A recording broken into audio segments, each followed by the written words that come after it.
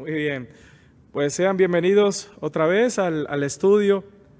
El miércoles pasado les decía que cumplíamos 6 meses de estar cada miércoles estudiando el libro de Daniel y comenzamos el capítulo 11. En el estudio anterior nos quedamos en el versículo 9 del capítulo 11 y hemos visto en estos 9 versículos cómo se cumplió la palabra de Dios. ¿Por qué razón? Porque Él es soberano. Él tiene control de todo cuanto sucede, aunque si tú me dijeras, bueno, si Él tiene control de todo cuanto sucede, ¿por qué hay tanta maldad? ¿Por qué hay tanta violencia? ¿Por qué sucede esto y lo otro? Bueno, es que Dios le ha dado el libre albedrío al hombre y el hombre debe de escoger, pero sabe que un día va a tener que dar cuenta. Ahora, en los siguientes versículos, del 10 al 45, encontramos también profecías acerca del conflicto entre los reyes del norte y el del sur. Veamos, porque es importante ver el cumplimiento de la palabra de Dios hasta llegar al punto profético, un punto muy importante, y es que aunque se cumplió en aquellos tiempos, esta palabra profética tiene una referencia hacia el tiempo del fin y hacia la aparición de un personaje que se llama el Anticristo. Vean Daniel 11, pero ahora versículo 10. Dice así, aquí nos quedamos en el 9 y estábamos en ese conflicto entre el rey del norte y el rey del sur, y dice el versículo 10, mas los hijos de aquel se airarán y reunirán multitud de grandes ejércitos y vendrán apresuradamente e inundará y pasará adelante, luego volverá y llevará la guerra hasta su fortaleza. Hablando de lo que sucedió de manera histórica a la muerte de Seleuco II Calínico, que es este con el que comienzan los conflictos, rey del norte, lo sustituyó su hijo Seleuco III, que era uno. Este fue asesinado por algunos conspiradores mientras llevaba a cabo una campaña militar en Asia Menor. Entonces su hermano Antíoco III el Grande se convirtió en rey a la edad de 18 años. Y esto es a lo que se refiere Daniel con los hijos de aquel. Tanto Seleuco III como su hermano Antíoco III intentaron recuperar el prestigio de Siria por medio de conquistas militares. Seleuco III invadió Asia Menor y Antíoco III atacó Egipto, que en ese momento controlaba todo el territorio de Israel hasta la región fronteriza con Siria. Esto último consiguió que los egipcios se replegaran hasta la frontera sur de Israel, momento en que los seleucidas, yo creo que han escuchado los seleucidas, tuvieron la mayor extensión territorial de su historia. Y esto es lo que había anunciado el profeta en el versículo que acabo de leer. Se airarán y reunirán multitud de ejércitos y vendrán apresuradamente e inundará y pasará adelante, volverá y llevará la guerra hasta su fortaleza. Esto es lo que nos dice el versículo 10. Después de estas acciones militares, Israel, que había estado bajo el dominio de Egipto, pasó bajo el dominio de Siria. Y al estar en medio de ambos reinos, siempre Israel era atacado por unos y por otros, sin importar de qué lado estuviera la victoria. Entonces, ¿por qué era importante esta profecía? Porque ¿quién estaba en medio de este conflicto? Estaba el pueblo de Dios. Vean versículo 11, Daniel 11, del 11 al 13. Dice, por lo cual se enfurecerá el rey del sur. ¿Quién es el rey del sur? Lo vuelvo a decir, es este que gobierna Egipto. Ahora, debo de recordarte algo. Recuerda que el imperio griego fue dividido, repartido en los 4 generales de Alejandro Magno, ¿sí? Y a este general le tocó lo que es el reino de Egipto, el reino del sur. Entonces, les decía, dice el versículo 11, por lo cual se enfurecerá el rey del sur, con lo que hizo el rey del norte, y saldrá y peleará contra el rey del norte y pondrá en campaña multitud grande, y toda aquella multitud será entregada en su mano. Y al llevarse él la multitud, se elevará su corazón y derribará a muchos millares, mas no prevalecerá. Y el rey del norte volverá a poner en campaña una multitud mayor que la primera, y al cabo de algunos años vendrá apresuradamente con gran ejército y con muchas riquezas. Nos decía el versículo anterior que el rey del norte llevaría la guerra hasta su fortaleza, y seguramente en referencia a la fortaleza de Ptolomeo IV Filopator. Tenía su fortaleza en Gaza. Allí tuvo una importante batalla en la que el rey de Egipto fue con un ejército de casi 70,000 hombres y 73 elefantes. Por su parte, Antíoco III reunió un ejército similar con 103 elefantes. Esta batalla se conoce con el nombre de Rafia, ciudad costera no muy lejos de la frontera de Egipto. Y esto sucedió en el año 217 a.C. ¿Quién ganó la batalla? Ptolomeo ganó la batalla y mató e hizo prisionero a casi 15,000 soldados del ejército sirio. Ese fue el cumplimiento de lo escrito por Daniel, cuando dijo: por lo cual se enfurecerá el rey del sur y saldrá y peleará contra el rey del norte y pondrá en campaña multitud grande, y toda aquella multitud será entregada en su mano. Pero Ptolomeo no supo aprovechar esta importante victoria sobre el reino de Siria, así que volvió a Egipto, donde se entregó a una vida de disolución y desenfreno sin preocuparse en fortificar el país, tal como había anunciado el profeta. Dice: y al llevarse él la multitud, se elevará su corazón y derribará a muchos millares, mas no prevalecerá. Los historiadores confirman también que Ptolomeo IV prácticamente abandonó los asuntos de su reinado y lo dejó en manos de su primer ministro Sosibio, para así poder entregarse a los placeres, a las artes y a las religiones de misterio.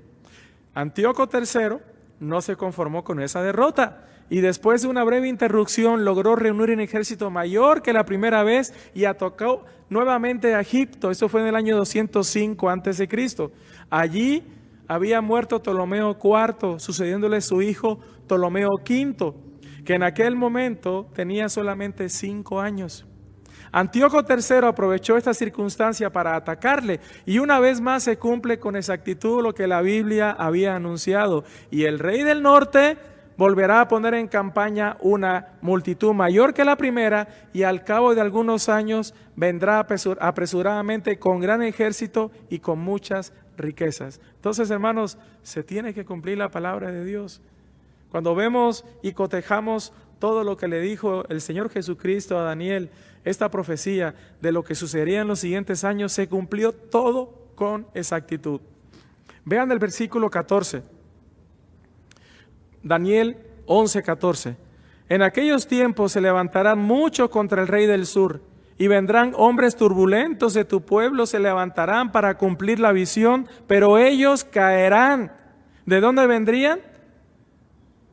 ¿Sí? ¿Contra quién? Vamos a seguir leyendo. Dice: vendrá pues el rey del norte y levantará baluartes y tomará la ciudad fuerte, y las fuerzas del sur no podrán sostenerse, ni sus tropas escogidas, porque no habrá fuerzas para resistir. El que vendrá contra él hará su voluntad, y no habrá quien se le pueda enfrentar, y estará en la tierra gloriosa. ¿Cuál es la tierra gloriosa? La cual será consumida en su poder. Afirmará luego su rostro para venir con el poder de todo su reino, y hará con aquel convenios y le dará una hija de mujeres para destruirle, pero no permanecerá ni tendrá éxito.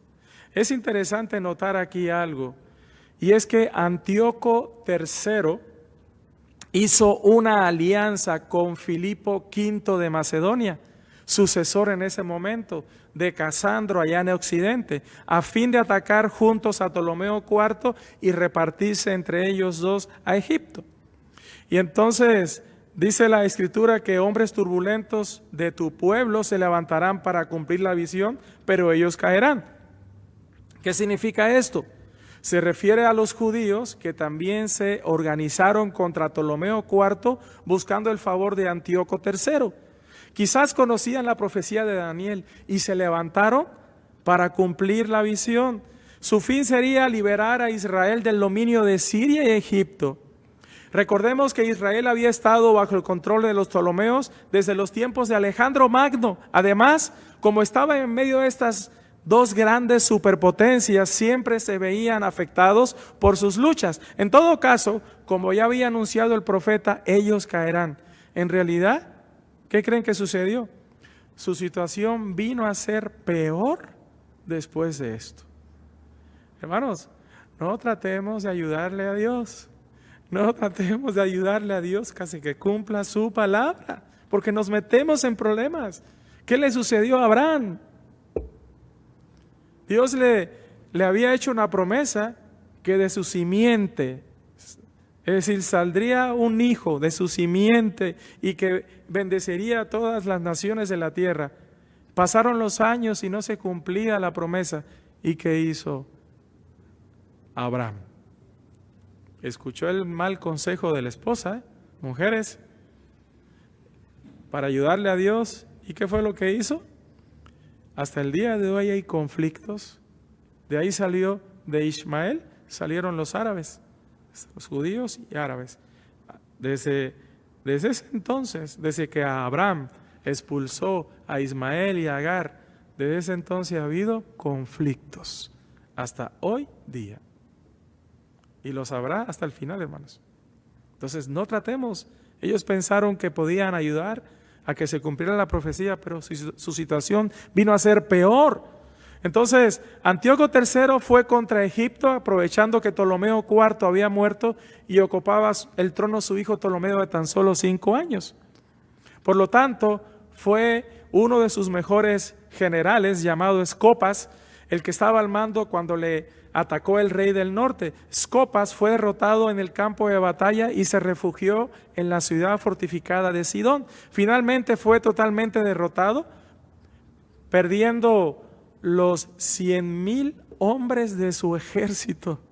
100,000 hombres, hermanos. ¿Cómo? Con 100,000 hombres perder esa batalla. Y luego contra un niño de 5 años que era quien reinaba. Pero, ¿qué sucedía? Que tenía que cumplirse ¿qué? La palabra de Dios. Tiene que cumplirse la palabra de Dios. Eso fue descrito con anterioridad por el profeta Daniel cuando dijo: vendrá pues el rey del norte y levantará baluartes y tomará la ciudad fuerte, y las fuerzas del sur no podrán sostenerse, ni sus tropas escogidas, porque no habrá fuerzas para resistir. ¿Cómo? ¿Con 100,000 hombres? Y el que vendrá contra él hará su voluntad y no habrá quien le pueda enfrentar. Después de esto, Antíoco III expulsó a los egipcios de Israel y consolidado su control sobre ellos, dice la Escritura, y estará en la tierra gloriosa, la cual será consumida en su poder. ¿Cuál es la tierra gloriosa? Bueno, les decía que esto que hicieron los judíos vino no a ayudarles, sino a ponerles una situación peor. Después de esto, hermanos, Antíoco III les decía que expulsó a los egipcios, y una vez que hubo conquistado Israel, Antíoco III decidió seguir hacia Egipto, pero en ese momento también estaba luchando contra Roma para arrebatarle la provincia de Grecia a causa de la influencia de Aníbal de Cartago. Por esa razón, en lugar de pelear, decidió hacer una alianza matrimonial con Ptolomeo V. De ese modo, le dio a su hija Cleopatra I, con el fin de conseguir el control sobre Egipto, pero no lo consiguió porque Cleopatra, en lugar de ser leal a su padre, decidió serlo a su marido y a su nuevo país. Así que el plan de Antíoco no funcionó tal como el profeta lo había dicho. Afirmará luego su rostro para venir con el poder de todo su reino, y hará con aquel convenios, y le dará una hija de mujeres para destruirle, pero no permanecerá ni tendrá éxito. Eso fue lo que leímos. Vean el versículo 18 y 19, y con eso terminamos. Fíjense lo que dice. Dice: volverá después su rostro a las costas y tomará muchas, mas un príncipe hará cesar su afrenta y aún hará volver sobre él su oprobio. Luego volverá su rostro a las fortalezas de su tierra, mas tropezará y caerá y no será hallado. No será hallado. Parece que Antíoco III el Grande soñaba con unificar su autoridad en el imperio que una vez lograra Alejandro Magno. Acuérdense que Alejandro Magno empezó desde Macedonia, tomó toda esa región, Egipto y Asia Menor, y luego llegó hasta allá, hasta la India. Se extendió el reinado de Alejandro Magno. Pues este Antíoco III, el Grande, soñaba precisamente con esa misma autoridad. Por esa razón se involucró en numerosas campañas militares. En el año 202, Roma venció a Aníbal de Cartago en Sama, al sur de Cartago. Aníbal logró escapar y buscó la protección con Antíoco III. Era evidente que Roma se hacía cada día más fuerte y por eso Aníbal animó a Antíoco a invadir Grecia y quitarla del dominio romano. Ahora, ¿esto no estaba escrito? ¿Qué bestia es? ¿Se acuerdan? Es la cuarta bestia.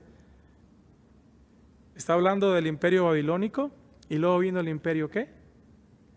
Medo-persa y luego el persa, ¿sí? Acuérdense que el imperio Medo, más bien Medo, con Darío el Medo de 62 años, este fue el que conquistó a Babilonia. Y luego le siguió Ciro el persa, ¿sí? Y después de ahí, entonces, ¿qué siguió? El imperio griego. El imperio griego se dividió tras la muerte de Alejandro, sus 32 años, se repartió entre sus 4 generales. Y de uno de sus 4 generales es que va a salir este que vamos a ver un poquito más adelante. Hermanos, es mucha historia, pero te estás cultivando. Pero sobre todo, ¿sabes qué? Estamos comprobando con la historia secular que Dios tiene control de la historia.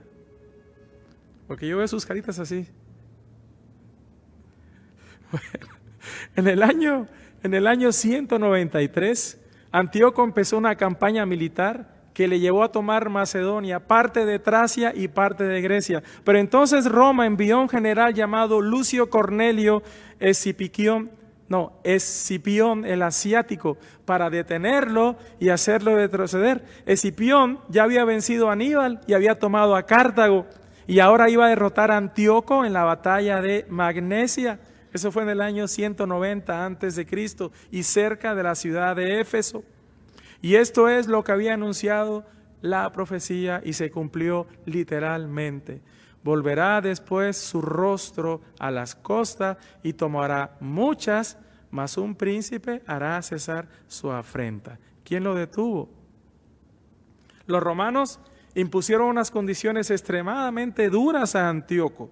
Y esto se le llamó el pacto de Apamea. Y eso fue en el año 189 a.C., que incluía fuertes sumas de dinero por varios años, ceder todos los elefantes y navíos, entregar casi todo el territorio de Asia Menor y las montañas de Tarso al occidente, y el envío a Roma de 20 rehenes como garantía de ese tratado de rendición. Entre los rehenes estaba su hijo Antíoco Epífanes y el general Aníbal. Y una vez más se cumplió con exactitud la profecía, y aún hará volver sobre él su propio oprobio. Y con el fin de pagar el tributo acordado con Roma, ¿qué creen que sucedió? Antíoco trató de robar un templo en el Imaida, pero fue muerto en el año 187. Y con esto se cumplió lo dicho por el profeta. Luego volverá su rostro a las fortalezas de su tierra, mas tropezará y caerá y no será hallado. Por último, versículo 20, vean lo que dice. Dice, y se levantará en su lugar uno que hará pasar un cobrador de tributos y por la gloria del reino, pero en pocos días será quebrantado, aunque no en ira ni en batalla. A la muerte de Antíoco III le sucedió en el reino su hijo Seleuco IV Filopator. Este gobernó entre el año 187 al 175 a.C. Nos vamos ya acercando, ¿verdad? Ya estamos a 175 años. de Jesucristo, de nuestra era. Este grabó con onerosos tributos a fin de pagar a Roma los 1000 talentos anuales por un periodo de 9 años. Y estos tributos se cobraban en la gloria del reino. Una frase empleada en referencia a Israel, donde intentó robar todos los tesoros del templo. Finalmente, ¿qué sucedió? Seleuco IV murió envenenado por Heliodoro, su tesorero, y con esto se cumple la profecía. Será quebrantado, aunque no en ira ni en batalla. Hasta ahí vamos a quedarnos, porque el versículo 21 es donde vamos a ver la aparición de este hombre que de hecho el mismo Señor Jesucristo en los evangelios cita, porque dice: mas cuando veáis la abominación desoladora de la que habló el profeta Daniel, es decir, así como sucedió en este tiempo que vamos a verlo con este gobernante que sigue, que fue el que profanó totalmente el templo de Israel y puso una abominación desoladora, ¿sí? A este se le conoce como uno de los anticristos. ¿Por qué anticristos? Porque han estado en una oposición completa a Dios y a su pueblo. Esto debemos de diferenciarlo, hermanos. Nabucodonosor fue instrumento de Dios en sus manos para disciplinar a su pueblo, ¿sí? Pero Nabucodonosor no se opuso en cierta manera como lo hizo, y lo vamos a ver este hombre. Entonces es importante, hermanos, hasta aquí lo dejo, porque vamos a ver cómo esta profecía se cumplió, se cumplió en esta persona, pero tiene una referencia ¿hacia dónde? Hacia el fin, en donde aparecerá este hombre que será literalmente un engendro de Satanás. Estará poseído totalmente por Satanás, y dice que hará precisamente la voluntad y llevará toda la atención hacia la bestia, esta escarlata. Entonces, vamos a dejarlo hasta ahí. Gracias por seguir la transmisión. Nos vemos el siguiente miércoles. Ya estamos a punto de terminar